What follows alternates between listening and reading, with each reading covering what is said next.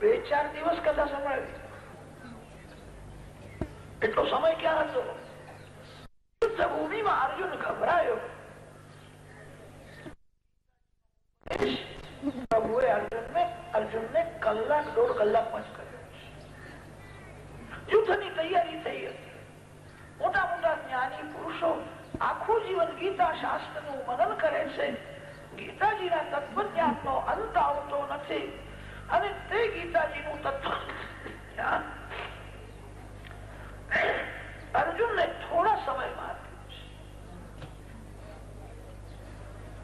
અર્જુનના મન ઉપર એની અસર પણ બરાબર થઈ છે.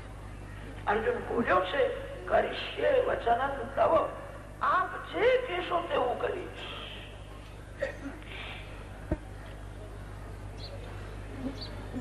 ગુરુદેવની આજ્ઞાનું પાલન કર્યું છે. અર્જુનનું કઈ લીધું નથી. અર્જુનની સેવા કરીને અર્જુનને જ્ઞાન આપ્યું. સાંદીપની ઋષિએ દક્ષિણામાં માંગ્યું હતું, શિષ્યનું કઈક લઈશ. ભગવાનને સેવા કરવાની બહુ ઈચ્છા હતી. અંદર ગયા છે અને માતાજીને વંદન કરીને કહ્યું છે, માં મારી બહુ ઈચ્છા છે, મને કે સેવા બતાવતા નથી. માતાજી જાણતા હતા કે આ વિદ્યાર્થી કોઈ સાધારણ નથી. માતાજીએ દક્ષિણામાં માંગ્યું છે. અમે એકવાર પ્રવાસની યાત્રા કરવા માટે ગયા.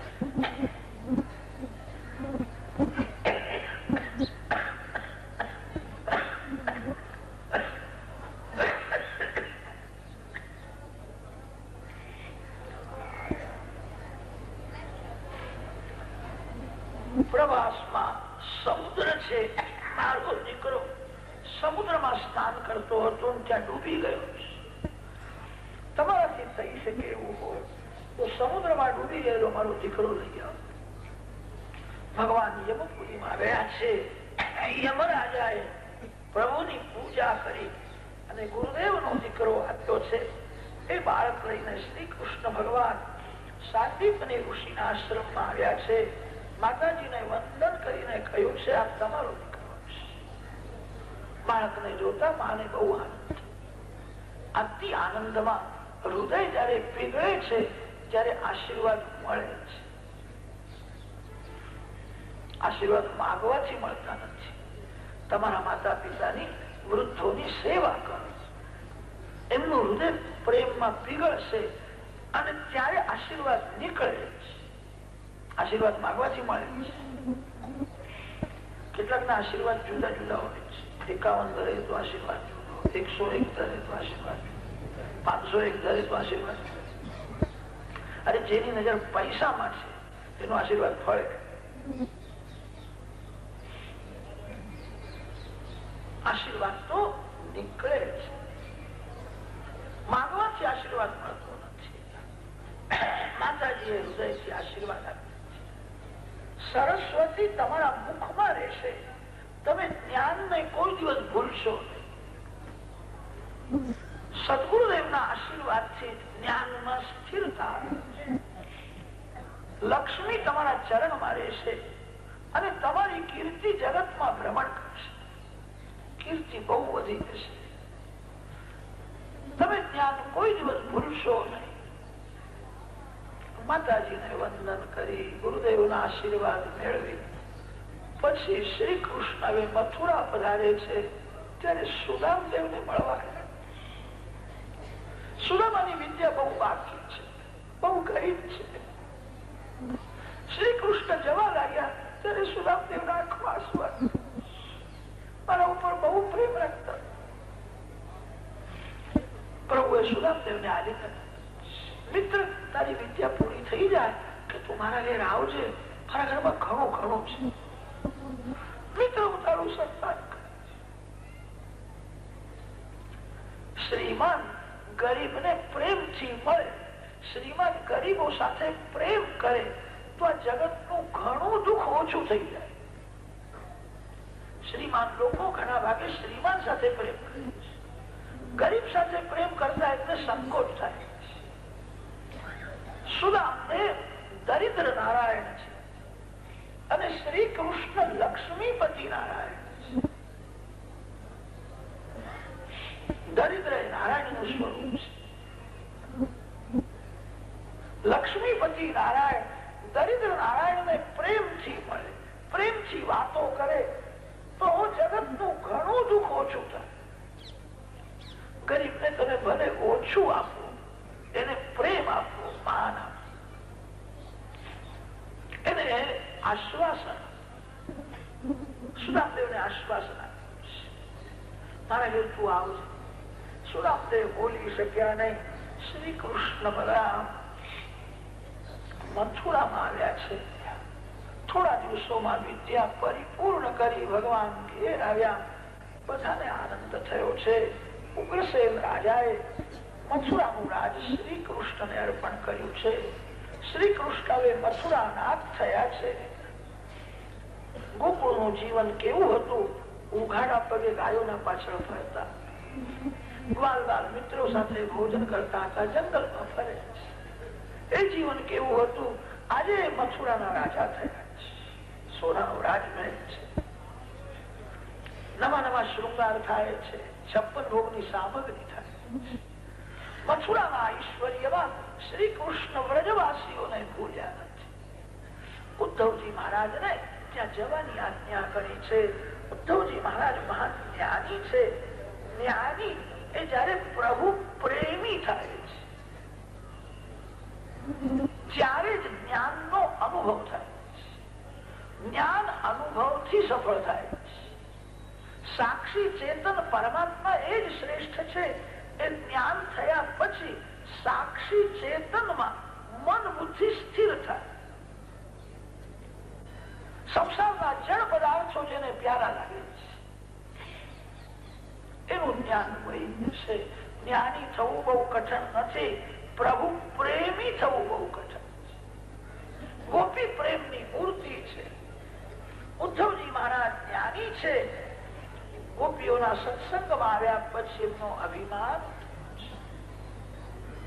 ઉદ્ધવજીને એવી ખાતરી થઈ પરમાત્મા સર્વ વ્યાપક છે.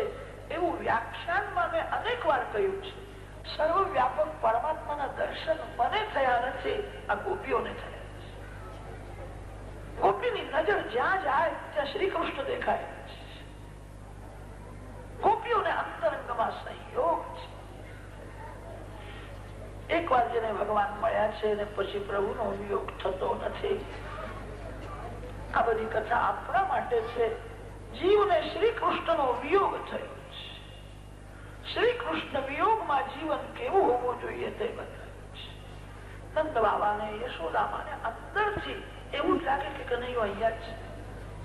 માને તો અનેક વાર એવો ભાસ થાય કનૈયો મારા ગોદમાં જ બેઠો છે. 2 કલાક 3 કલાક યશોદામાને એવી સમાધિ લાગે. પછી કોઈ વખત વિયોગમાં વ્યાપુર થઈને અંતરંગમાં સંયોગ હતો. ઉદ્ધવજી મહારાજ સમજાવવા માટે ગયા હતા. ઉદ્ધવજી ત્યાં ગુરુ થવા માટે ગયેલા. ગોપીઓના દર્શન કરતા ઉદ્ધવજીનો અભિમાન દૂર થયો. ઉદ્ધવજી તો ગોપીઓને ગુરુ માનવા.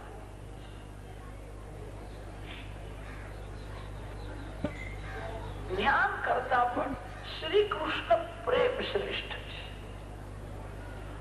છે. જે પરમાત્મા સાથે અતિશય પ્રેમ કરે ત્યારે પરમાત્મા માયાનો પડદો દૂર કરીને પ્રગટ થાય છે. જીવ જગત સાથે પ્રેમ કરે છે અને તેથી ભગવાન માયાના પડદામાં સ્વરૂપ છુપાવે છે.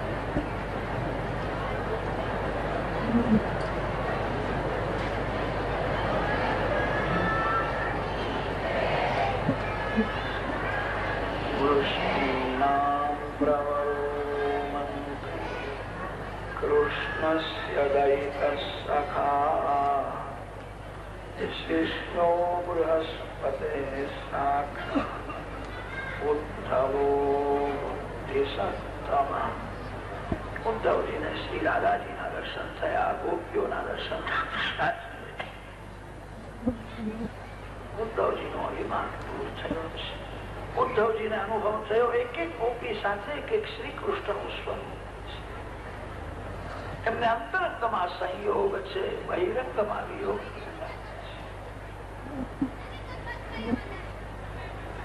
ગોપીઓને વ્રજવાસીઓને આશ્વાસન આપી ઉદ્ધવજી કર્યા છે. ઉદ્ધવાગમનનો થોડો ભાવાર્થ વર્ણન કર્યો. પછી તો શ્રી કૃષ્ણ ભગવાન અક્રૂરજીના ઘેર ગયા છે. અક્રૂરજીએ સ્વાગત કર્યું છે. અક્રૂરજીને ભગવાનની આજ્ઞા થઈ, તમે અહીંથી હસ્તિનાપુરમાં જાઓ, ધૃતરાષ્ટ્ર સાથે 2 મહિના રહો, ધૃતરાષ્ટ્રની થોડી પરીક્ષા કરો, પાંડવોમાં એનો પ્રેમ છે કે વેર છે. લોકો મને એવું આવીને કહે છે કે પાંડવો સાથે બહુ લાક્ષાગ્રહમાં બાળવાનો પ્રયત્ન કર્યો છે. તમે એની પરીક્ષા કરો. અક્રૂરજી હસ્તિનાપુરમાં આવ્યા છે, ધૃતરાષ્ટ્ર સાથે રહ્યા છે. અક્રૂરજીને ખાતરી થઈ ધૃતરાષ્ટ્રની દાનત બગડી છે.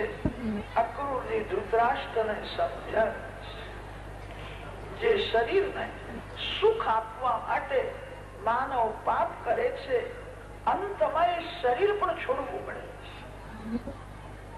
તન સાથે આવતું નથી.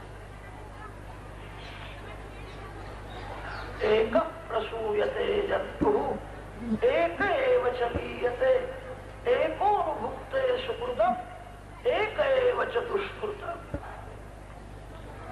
શરીરને સુખ આપવા માટે માનવ પાપ કરે છે, અંતમાં શરીર છોડવું જ પડે છે.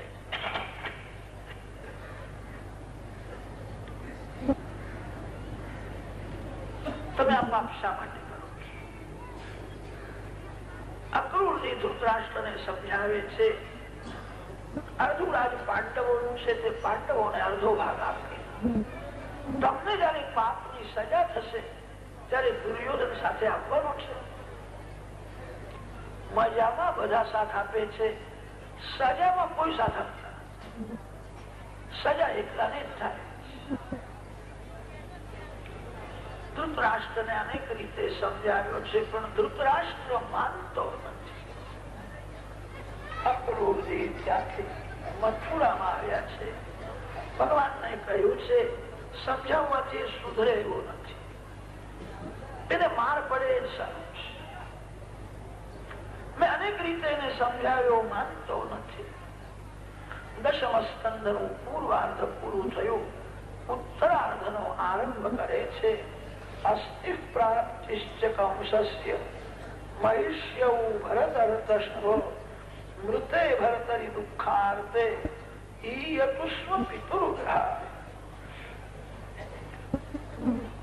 વ્યાસ નારાયણની એવી આદત છે, ચરિત્ર ભાગ પૂરો થયા પછી ઉપસંહારમાં એક બે શ્લોક એવા બોલે છે કે પ્રકરણનું રહસ્ય ભરી દે છે. આપણા ઋષિઓની એવી આદત છે, થોડા શબ્દોમાં ઘણો ભાવ ભરેલો હોય એવું બોલે છે. કંસ જીવતો હતો ત્યાં સુધી કંસની રાણીઓના નામ વ્યાસજીએ ભાગવતમાં કોઈ ઠેકાણે આપ્યા નથી. કંસ મર્યા પછી આપે છે. ઉત્તરાર્ધના પહેલા શ્લોકમાં કંસની 2 રાણીઓના નામ આવે છે. કંસની 2 રાણીઓ હતી, એકનું નામ અસ્તિ અને બીજી જે રાણી છે એનું નામ પ્રાપ્તિ. અસ્તિ અને પ્રાપ્તિ આ બેનો જે પતિ તે કંસ છે. અસ્તિ એટલે બેંકમાં આટલા રૂપિયા જમા છે, પ્રાપ્તિ એટલે આ વર્ષે આટલો નફો થશે. મેં આ સુખ ભોગવ્યું છે અને હજુ આ સુખ ભોગવવાનું છે. ગમે તે રીતે પૈસો ભેગો કરી શરીરનું સુખ અને ઇન્દ્રિયોનું સુખ ભોગવવાના જે વિચારો કરે એ કૌર જેવા.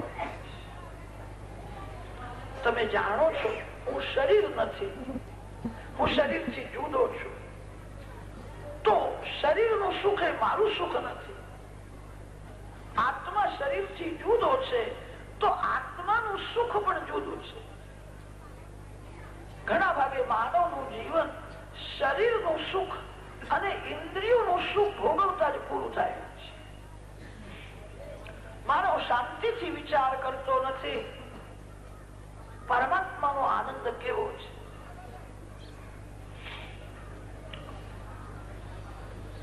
અર્થ અને કામમાં જીવન પૂરું થાય છે.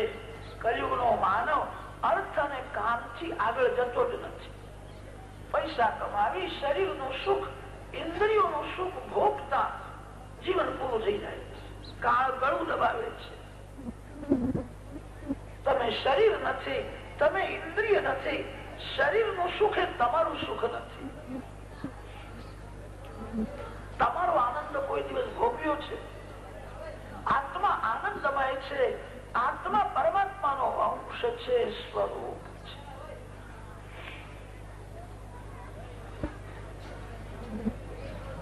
કંસની બે રાણીઓ વિધવા થઈ જરાસંધના ઘેર ગઈ. જરાસંધે શ્રી કૃષ્ણ સાથે વેર કર્યું. એક અક્ષૌહિણી સેના લઈને યુદ્ધ કરવા માટે આવ્યો છે. પ્રભુએ બલરામજીને કહ્યું હતું જરાસંધને મારશો નહીં, એની અક્ષૌહિણી સેનાનો વિનાશ કરો. એની હાર થશે તો ઘેર જઈને ફરીથી અક્ષૌહિણી સેના લઈ આવશે. જરાસંધને એવી રીતે 17 વાર હરાવ્યો છે.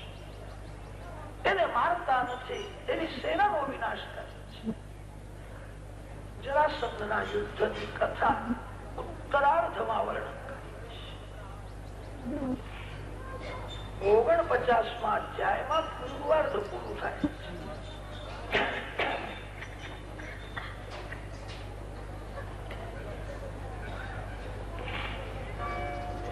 50મો 51મો જે અધ્યાય છે તે અધ્યાયમાં જરાસંધના યુદ્ધની કથા છે. તમારા જીવનમાં પણ 49 પૂરા થશે ત્યારે જરાસંધ લડવા આવશે. આ સાંધા દુખવા લાગ્યા છે, અશક્તિ આવે છે, ખાધેલું પચતું નથી, આમ લાગે છે. આ બધી જરાસંધની છે. ઉપરનું ચાપડું થોડું થવા લાગે સમજવું જરાસંધ ના આવે. લોકોને બધું થોડું ગમે પણ વાળ થોડા ગમતા નથી. કલિયુગના લોકો તો બહુ બુદ્ધિમાન છે, બહુ આગળ વધ્યા છે. તે ધોળાના પાછા કાળા કરવાનું શરૂ કર્યું છે.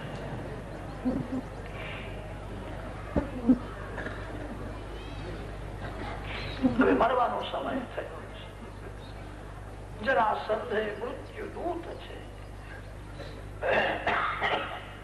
17 વાર પ્રભુ એને હરાવ્યું. 18મી વખતે કાલ્યવન સાથે મૈત્રી કરી. કાલ્યવનને કહ્યું કે તું મથુરામાં યુદ્ધ કરવા જા, પાછળથી આવીને હું મથુરા લૂંટી લઈશ. કાલ્યવન કાળનું સ્વરૂપ છે. એને બ્રહ્માજીનું એવું વરદાન હતું, યદુ વંશમાં જેનો જન્મ થયો છે તે તને મારશે. બ્રહ્માજીનું વરદાન પ્રભુએ સત્ય કર્યું છે. બધા દેવોને શ્રી કૃષ્ણ ભગવાન માન આપે છે. કાલ્યવન યુદ્ધ કરવા માટે આવ્યો છે અને જરાસંધ પણ આવવાનો છે. બલરામજી સાથે વિચાર કરવા લાગ્યા, મોટા ભાઈ હવે શું કરું? 2 શત્રુઓ બળવાન છે. બલરામજીએ કહ્યું આ લોકો શાંતિથી મથુરામાં રહેવા દેતા નથી. 17 વાર એને હરાવ્યું તો પણ ફરીથી લડવા આવે છે. હવે મારે મથુરામાં રહેવું નથી. બલરામજી મહારાજનું લગ્ન આનર્ત દેશની રાજકન્યા રેવતીજી સાથે થયું. બલરામજીને આનર્ત દેશનું રાજ મળ્યું હતું. રેવત રાજાના ઘેર એક જ કન્યા હતી, છોકરો નહોતો. વરદક્ષિણામાં આખું રાજ આપ્યું હતું. આનર્ત દેશ માં હું જઈને રહીશ. વ્યાસ મહર્ષિ જેને આનર્ત મંડળ એવું નામ આપે છે, લોકો એને જ ઓખા મંડળ કહે છે. બલરામજીએ કહ્યું કે ત્યાં જઈને હું રહીશ. શ્રી કૃષ્ણ ભગવાન કે છે, મોટા ભાઈ હું તમારી સાથે આવું. વિશ્વકર્માને બોલાવ્યો અને આજ્ઞા કરી સમુદ્રના મધ્યમાં એક સુંદર નગરી બનાવો. ઇન્દ્ર, ચંદ્ર, વરુણ, કુબેર બધા દેવોએ શ્રી કૃષ્ણ સેવામાં પોતાની સંપત્તિ અર્પણ કરી છે. સોનાની દિવ્ય નગરી બનાવી છે, મોટા મોટા વાડાઓ બનાવ્યા છે. આ મથુરાથી યાદવોને લઈ આવ્યા, આ નવી નગરીમાં રાખ્યા છે. મોટા મોટા બદલાવો છે. જલ્દી બહાર નીકળવાનો દરવાજો મળ્યો ને, તે બધા બોલ્યા છે દ્વાર કહા હૈ, દ્વાર કહા હૈ. અનંત કે છે, સમુદ્રનો પણ અંત નથી.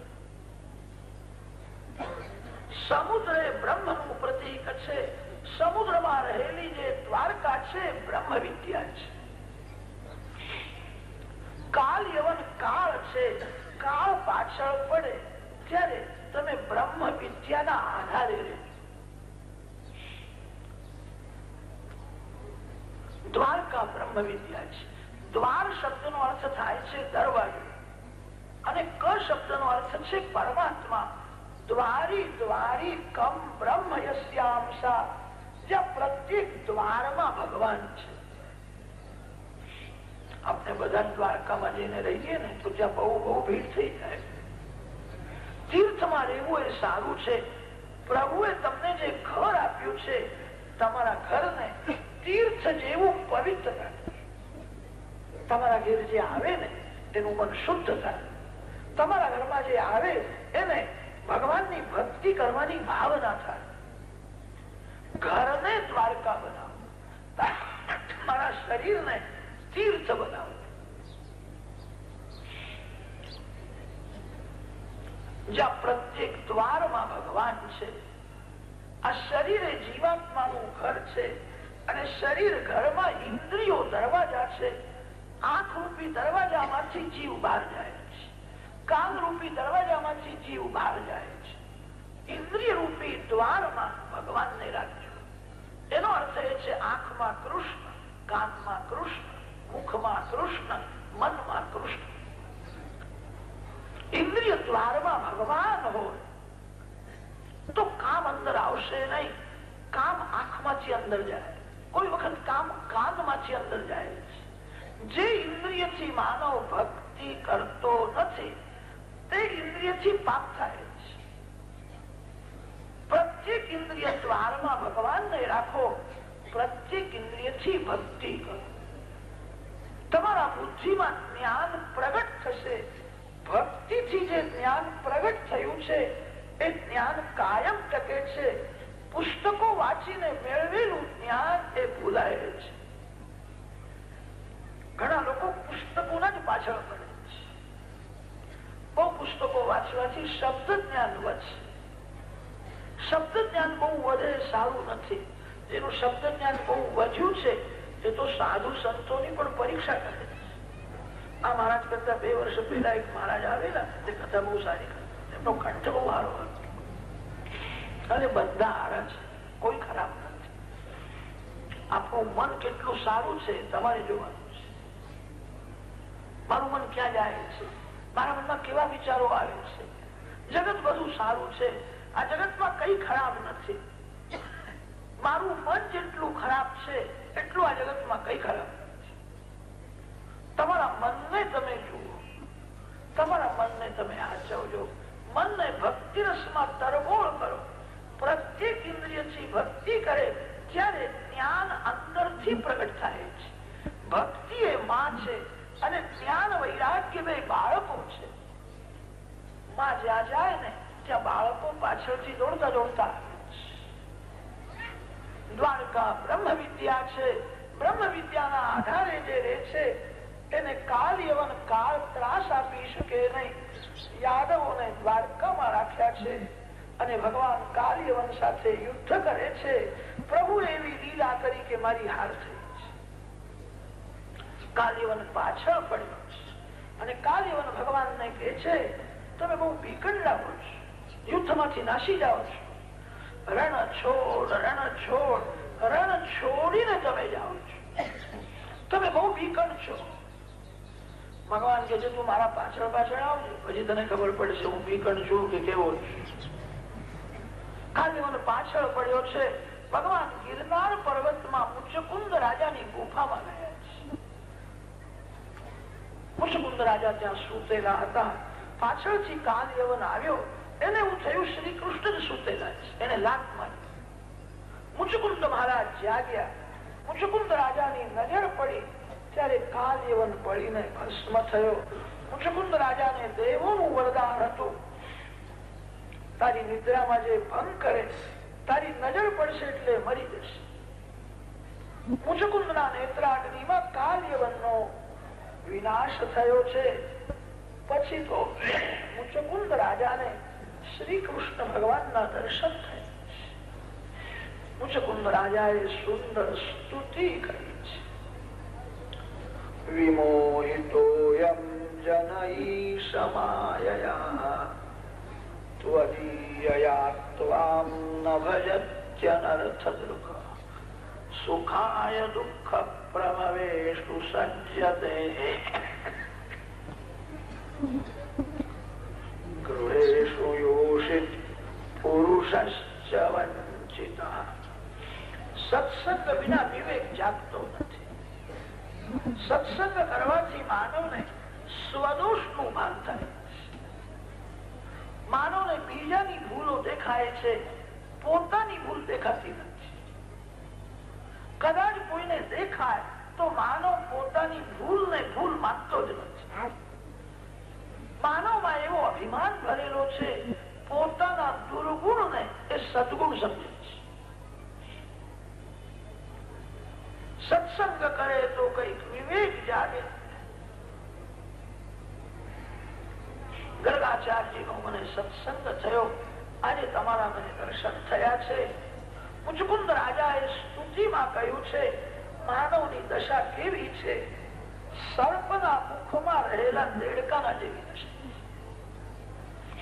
સર્પના મુખમાં દેડકો છે, તેનું શરીર સર્પના પેટમાં ગયું છે, મોડું બહાર છે. 1-2 મિનિટે કોળીઓ થવાનો, 1-2 મિનિટ પછી એ સર્પના પેટમાં જવાનો છે. એવા સમયે ઉપરથી માખ ફરતી હોય તો એ માખને પકડીને ખાવાનો પ્રયત્ન. 55 થાય કે સમજવું કાળ રૂપી સર્પના પેટમાં મારું બધું શરીર ગયું છે, મોડું જ બહાર છે. 55 પછી સાવધાન રહેવાનું છે.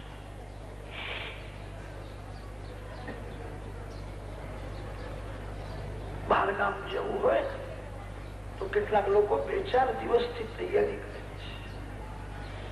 ઘરમાં લગ્ન હોય તો કેટલાક લોકો 1-2 મહિનાથી તૈયારી કરે છે.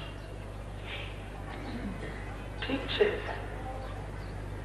એક દિવસ મરવું જ પડશે, મરવાની પણ થોડી થોડી તૈયારી કરવી જોઈએ. માનવ જીવનમાં મરવાની તૈયારી કરતો નથી, તેથી અંતકાળમાં ખબર.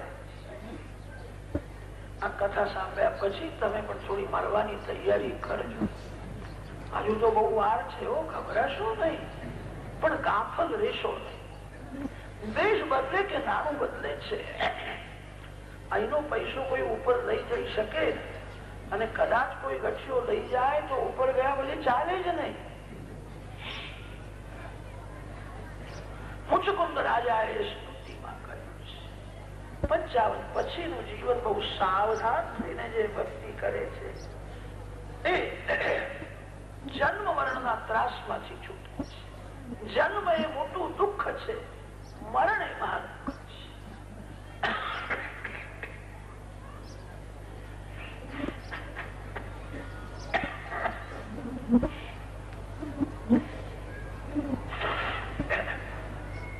જન્મ મરણના ત્રાસમાંથી છૂટવા માટે પ્રયત્ન કરો.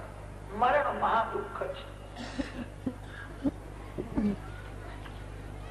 મૃત્યુના માલિક શ્રી કૃષ્ણ છે. પરમાત્મા કાળના પણ કાળ સાથે અતિશય પ્રેમ કરે એને કાળની ભીતિ લાગતી નથી. મુચકુંદ રાજાને પ્રભુએ આજ્ઞા કરી, આ જન્મમાં તમને અનન્ય ભક્તિ નહીં મળે. જવાનીમાં તમારું જીવન બહુ વિલાસી હતું. જવાનીમાં જ સંયમ વધારીને ભક્તિ કરે તો એને વૃદ્ધાવસ્થામાં અનન્ય ભક્તિ મળે. જેનું યૌવન કેવલ ભોગ વિલાસમાં બરબાદ થયું છે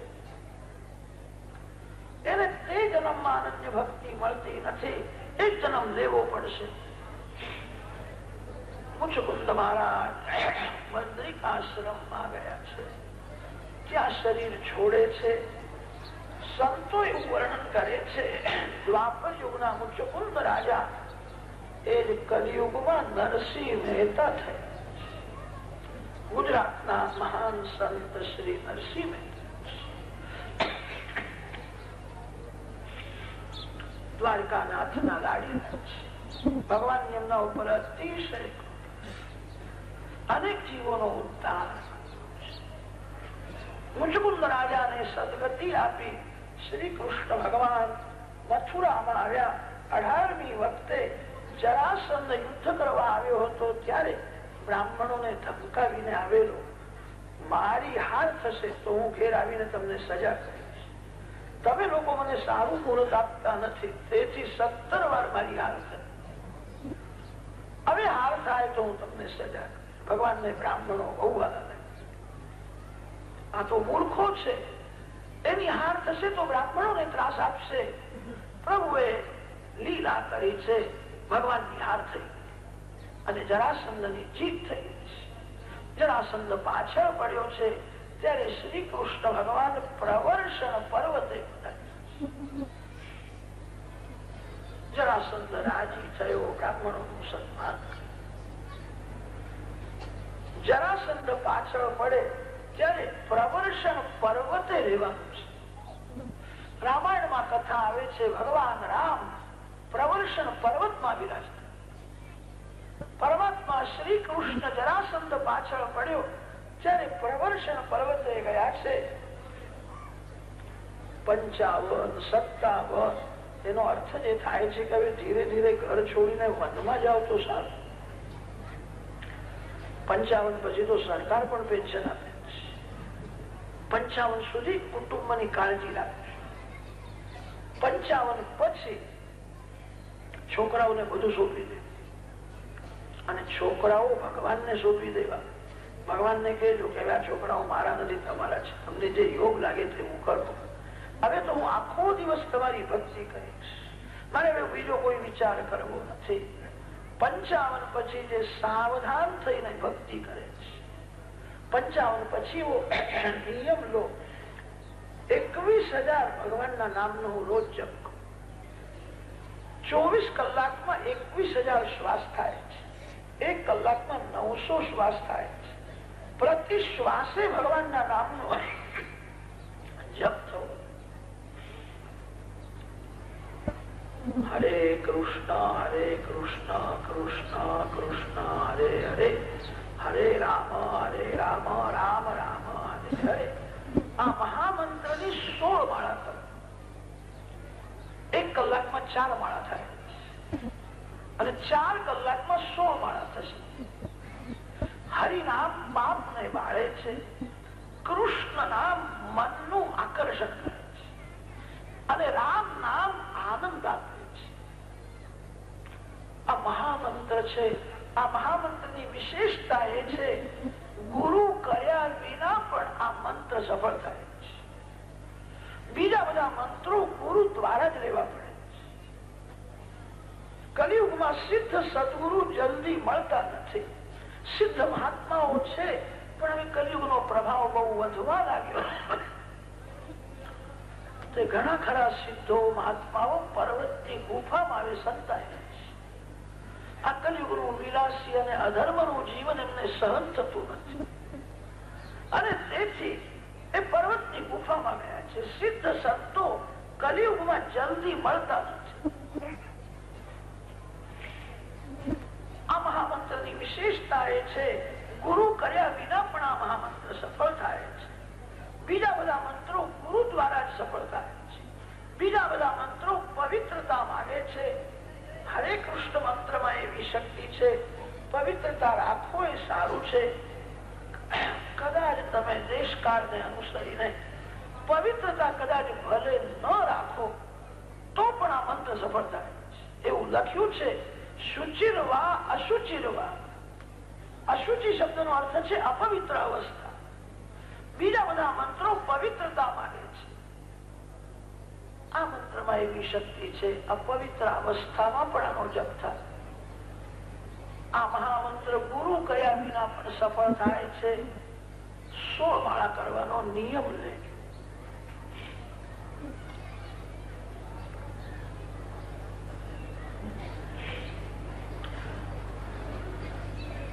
જરાસંઘ પાછળ પડે ત્યારે પ્રવર્ષણ પર્વતે રહેજો. તેનો અર્થ એ થાય છે જ્યાં જ્ઞાન અને ભક્તિનો વરસાદ પડે છે એવી કોઈ સાત્વિક ભૂમિ મારે. વિલાસી લોકોનો સંગ મનને બગાડે છે. માનવ સમાજમાં રહીને માનવ થવું એ બહુ કઠણ નથી. વિલાસી લોકોના સંગમાં રહીને વાસનાનો વિનાશ કરવો અશક્ય છે. વિલાસી લોકોનો સંગ મનને બગાડે છે. 55 પછી તમારાથી થઈ શકે છે કોઈ પવિત્ર તીર્થમાં નિવાસ. વિલાસી લોકોથી દૂર રહેજો. વિલાસી લોકોનો સંગ મનને બગાડે છે, ભક્તિમાં વિઘ્ન કરે છે. નિયમથી 21,000 જપ કરો, 6 મહિના કરો તો તમને પછી અનુભવ થશે. એક માળા પૂરી કરે તો 1600 જપ થાય છે.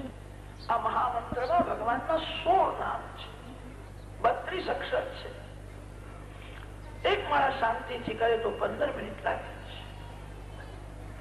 કેટલાક લોકો બહુ ઉતાવળ કરે, 10-11 મિનિટમાં કરે છે. ઉતાવળ ન કરો. સવારે કલાક 2 કલાક બેસો, મધ્યાહન કાળમાં 1-8 કલાક બેસો, રાત્રે સુતા પહેલા 1 કલાક ભક્તિ કરો, 4 કલાક શાંતિથી બેસીને જપ કરો. તમારું જીવન સુધરશે. જપ કરશો તો મરણ સુધરશે. 4 કલાક નિયમથી જપ કરે તેને 6 મહિના પછી અનુભવ થશે. તમે કરી નહીં. ભાગવતમાં જે લખ્યું છે તે ખોટું લખ્યું નથી. કોઈને છેતરવા માટે આ ગ્રંથો લખ્યા નથી. માનવને સન્માર્ગ બતાવવા માટે 6 મહિના નિયમથી આ મહામંત્રની 16 માળા કરો. પછી જુઓ શું થાય.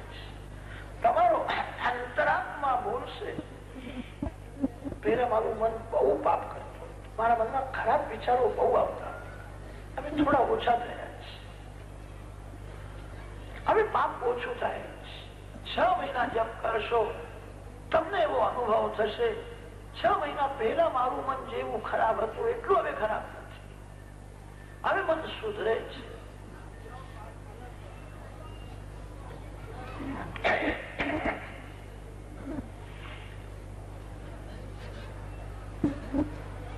લોકો યાત્રા કરવા જાય છે, યજ્ઞ કરે છે, દાન આપે છે, સારું છે. અતિ ઉત્તમ એ છે તમારા ઘરમાં બેસીને શાંતિથી જપ કરો. તમારું ઘર તીર્થ જેવું થશે. તમારા છોકરાઓને સારા સંસ્કાર મળશે. તમારા ઘરમાં ભગવાનનો નિવાસ થશે. આપણા શાસ્ત્રોમાં એવું લખ્યું છે 12 કરોડ જે ઘરમાં મંત્રનો જપ થાય એ ઘરમાં ભગવાનનું સ્વરૂપ પ્રગટ થાય. ભગવાનનું નામ ભગવાનને પ્રગટ કરે છે. જે ઘરમાં 12 કરોડ જપ થયો છે, તમે ઘરના બધા ભેગા થઈને કરો ને તોય વાત કરો. સમર્થ સદગુરુ રામદાસ સ્વામીએ નાશકમાં ગોદાવરી ગંગાના કિનારે બેસીને 13 કરોડ જપ કર્યો છે. મધુકરી માગતા હતા, મધુકરીમાં મળે તો 1 વાર ખાતા, આખો દિવસ જપ કરે. 13 કરોડ જપ કર્યા પછી ત્યાં સીતારામજીનું સ્વરૂપ પ્રગટ થયું છે. નાશકમાં કોઈ વખત જાઓ તો યાદ રાખીને દર્શન કરો. કાળીરામનું મંદિર એને કહે છે. સીતારામજીનું દિવ્ય સ્વરૂપ છે. એ સીતારામજીનું જે સ્વરૂપ છે તે કોઈ કારીગરે બનાવેલું નથી. ત્યાં બેસીને સમર્થ સદગુરુ રામદાસ સ્વામીએ 13 કરોડ જપ કર્યો અને ત્યારે ભગવાન ત્યાં પ્રગટ થયા છે. એવું દિવ્ય સ્વરૂપ. તમારા ઘરમાં તમે 12 કરોડ 13 કરોડ જપ કરશો તો તમારા ઘરમાં પણ પ્રભુ પધારશે. તમારું ઘર તીર્થ થઈ જશે.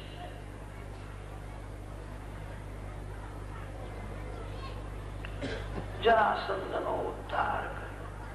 પ્રવર્ષણ પર્વત ઉપરથી ભગવાન શ્રી કૃષ્ણ દ્વારકામાં આવ્યા છે. દ્વારકામાં આવ્યા પછી દ્વારકાનાથનું લગ્ન શ્રી રૂકમણીજી સાથે થયું.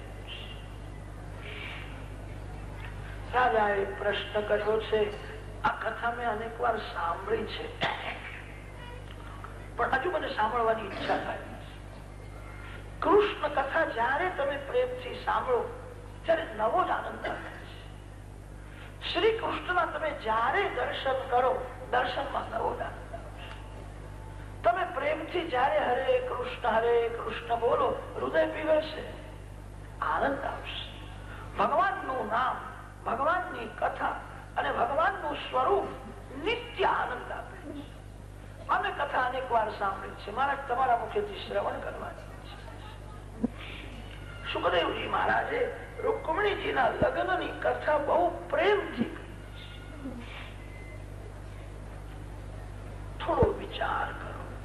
સુખદેવજી મહારાજ પરમહંસ શિરોમણી છે, સંન્યાસી મહાપુરુષોના આચાર્ય છે અને કથા લગ્નની કરે છે. વિરક્ત સાધુઓ મહાત્માઓ જે ઘરમાં લગ્ન હોય ને તે ઘરમાં જતા નથી, લગ્નની વાતો પણ સાંભળતા નથી. સુખદેવજી મહારાજ પરમહંસ શિરોમણી છે, લગ્નની કથા કેમ કરતા હશે? એમને લગ્નની કથા કરવાથી શો લાભ છે? ઉપરથી જોતા એવું લાગે છે આ વર કન્યાના લગ્નની કથા છે, પણ એક એક શબ્દનો બરાબર વિચાર કરે, મનન કરે તો દિવ્ય અર્થ નીકળે છે. શ્રી રૂકમણી માં કોઈ કન્યા નથી. શ્રી રૂકમણી માતા તો મહાલક્ષ્મી છે, જગન માતા છે. શ્રી કૃષ્ણ કોઈ વર નથી. આ સાધારણ વર કન્યાના લગ્નની કથા કરવા સુખદેવજી મહારાજ બેઠા નથી. કથાનો મુખ્ય શ્રોતા પરીક્ષિત છે. ભાગવતમાં લગ્નની કથા છેલ્લા દિવસોમાં આવે છે. પરીક્ષિત રાજાનું હવે મરણ સમીપમાં છે. તક્ષક નાગ આવવાની તૈયારી થઈ છે અને તે સમયે લગ્નની કથા સાંભળે છે. જેનું મરણ સમીપમાં છે એને લગ્નની કથા સાંભળવાથી શું લાભ છે? સુખદેવજી મહારાજની દૃષ્ટિમાં કોઈ પુરુષ નથી, કોઈ સ્ત્રી નથી. સુખદેવજી મહારાજની બ્રહ્મ દૃષ્ટિ સ્થિર થઈ હતી. વાસણાનું વસ્ત્ર પડી ગયું છે અને એ સ્થિતિમાં સુખદેવજી મહારાજ લગ્નની કથા કેમ કરે છે? એમને લગ્નની કથા કરવાથી શું લાભ છે? ભાગવતમાં રૂકમણીજીના લગ્નની કથા 2.5 અધ્યાયમાં કરી છે, પૂરા 3 અધ્યાય નથી. 2.5 અધ્યાયમાં રૂકમણીજીના લગ્નની કથા છે. દક્ષિણ ભારતમાં મહાન સંત શ્રી એકનાથ મહારાજ થયા. શ્રી એકનાથ મહારાજે આ 2.5 અધ્યાય ઉપર ભાષ્ય લખ્યું છે. એકનાથ મહારાજે એક એક શબ્દમાંથી દિવ્ય અર્થો પ્રગટ કર્યા છે.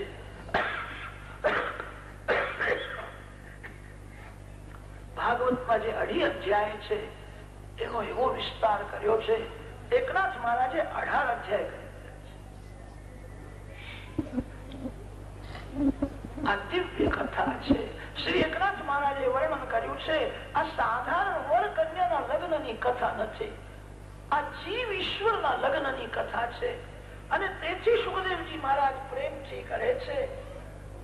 સુખદેવજીનું લગ્ન પરમાત્મા સાથે થયું છે. સુખદેવજી મહારાજની એવી ઈચ્છા છે મારી કથા સાંભળનાર એનું લગ્ન પણ ભગવાન સાથે થાય. આ જીવ અનેક વાર પતિ થયો છે, આ જીવ અનેક જન્મમાં પત્ની થયો છે. પતિ પત્નીને સુખ મળે છે, શાંતિ મળતી નથી. સુખ ભોગવવાથી દુઃખની સમાપ્તિ થતી નથી.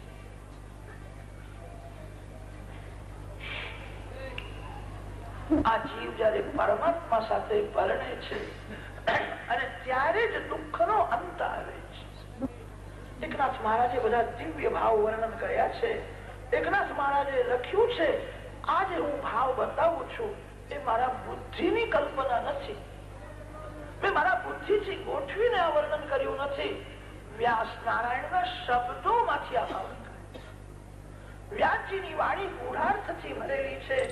વ્યાસજીની એવી આદત છે, થોડો ભાવ પ્રગટ કરે છે, થોડો ભાવ છુપાવે છે. માનવ બુદ્ધિ પ્રધાન છે. સાંભળ્યા પછી બુદ્ધિનો ઉપયોગ કરે. આ શું લખ્યું છે, મેં શું સાંભળ્યું? વિચાર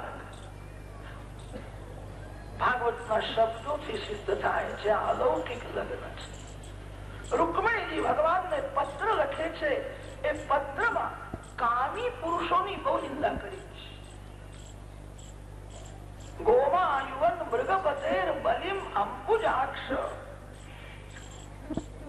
કામી પુરુષ સ્ત્રીઓના આધીન રહે છે, સ્ત્રીઓનો તિરસ્કાર સહન કરે છે. એ શિયાળ જેવા હોય છે એવું રૂકમણીજીએ લખ્યું છે. આ સાધારણ કન્યાનું લગ્ન હોય, કન્યા વરને પત્રમાં એવું લખી શકે કે કામી પુરુષ શિયાળ જેવા હોય છે. રૂકમણીજીએ પત્રમાં એવું લખ્યું છે અને તેથી સિદ્ધ થાય છે આ કોઈ કન્યા નથી. રૂકમણીજી તો મહાલક્ષ્મી છે, જગત માતા છે. આ શુદ્ધ જીવ ઈશ્વરના લગ્નની કથા છે.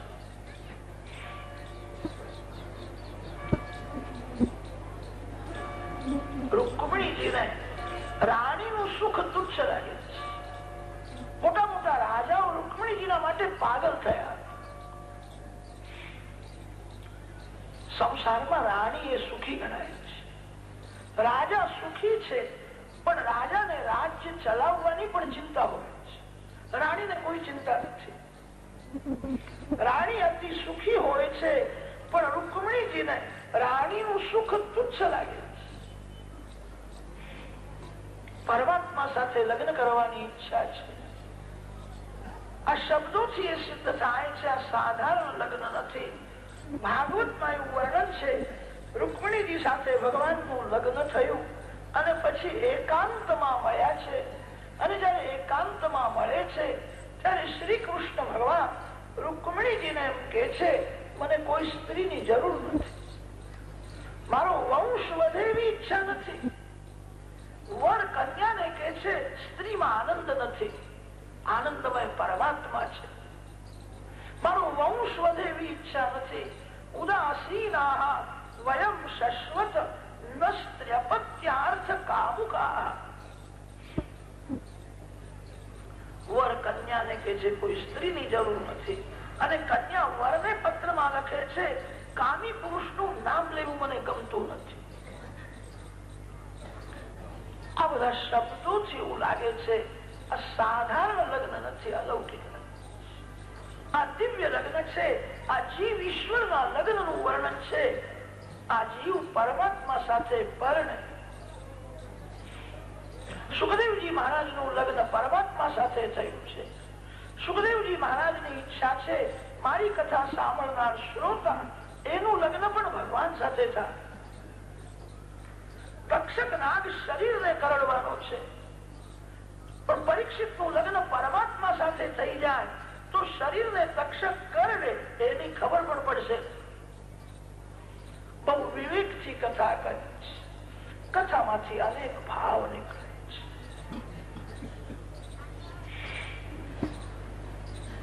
જેને પરમાત્મા સાથે પરણવું હોય એને ઘરના લોકોનો ત્રાસ સહન કરવો.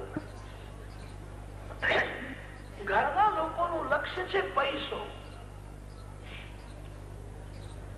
જેના જીવનમાં પૈસો ગૌણ છે અને પરમાત્મા મુખ્ય છે, એને ઘરના લોકો સાથ આપતા નથી, ત્રાસ આપે છે. રૂકમણીજીનો મોટો ભાઈ છે. રૂકમી એની એવી ઈચ્છા છે, મારી બેન શિશુપાળ રાજાની રાણી થાય તો સારું છે. શિશુપાળ મોટો રાજા છે અને શિશુપાળ રાજાની રાણી થાય તો એ સુખી થશે, મને બહુ લાભ થશે. રૂકમીનો એવો દુરાગ્રહ હતો. રૂકમણીજી નાના હતા ત્યારથી સત્સંગ કરેલો, એમને રાણીનું સુખ તુચ્છ લાગે છે.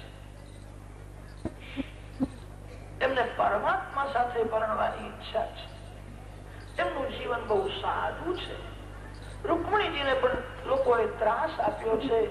જેને પ્રભુના માર્ગમાં આગળ વધવું છે એને ઘરના લોકો સાથ આપતા નથી, ત્રાસ આપે. ત્રાસ સહન કરીને ભક્તિ કરે એને બહુ મધુર ફળ મળે.